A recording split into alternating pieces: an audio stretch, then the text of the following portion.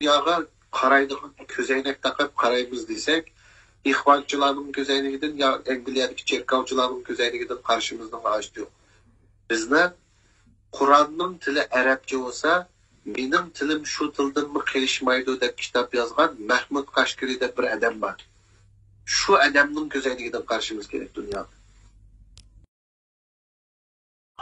Aslında bugün programda sol nima olmaymiz, telefon olmaymiz deyishgan. Ben bir iş telefonlashim mumkin qarindoshlar, vaqtni cham tutmab. Ben bir savolni yo'llab bergandim.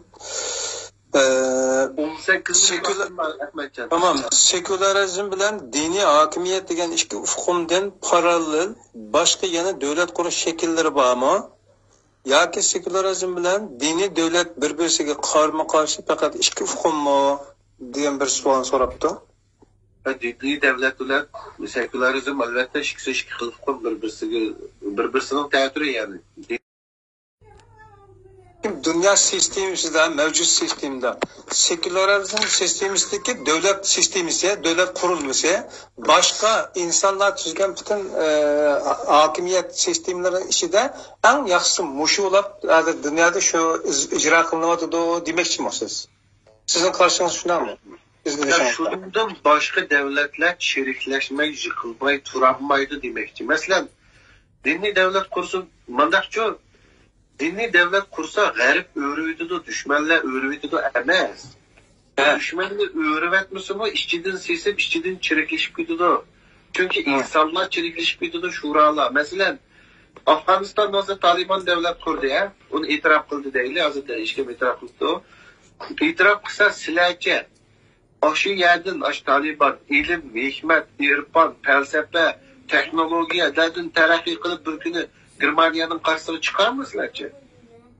Ya olmasa saylab qo'ygan şurası şirikleşip, özlük menfaati çoğaltıp, onun kendi onu yıktığımız deb yeni biz özgün şulap onu yıkt, özü çişlevilip şunda qilib qalarmı qolgan yerida. Dunyoning qancha yuz yil keyin qilib qalarmı? Ya özü bilan o'zi ichida İranmi shu mesela qaysinglar ishinizlar İranning bir kuni rafah, xalqning turmushi, texnologiya, salomatlik, bütün hamma masala Germaniyada ishib ketishi qaysinglar ishinizlar. Taki İran'da xalq qo'zilib, chiriklashib ketgan mollalarning shurasini o'rib, yeni bir seküler sistem davlat quruvchi İran mushubiti qoludi endi. O'zining ichidagi chiriklik bilan ilishib. Afganistanmi shu? Chunki ma'nosi bek aniq. Kuch chirikleştirdi. Mutlak güç, mutlak çirikleştirdi deydi. Hazır mesela bir dini devlet kurup, misal deymenci mi? Benim dadamını koysanlar bir şeye ben işlenmeyme. Çünkü çirikleşip gidiyor amine.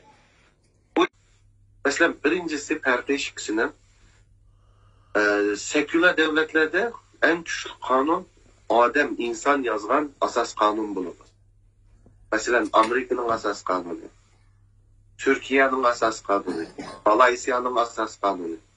Bunlar hepsi en güçlü kanun şu insan yazgan asas kanunu. Dini devletlerde en güçlü kanun dini kitapını asas kılan bulunur.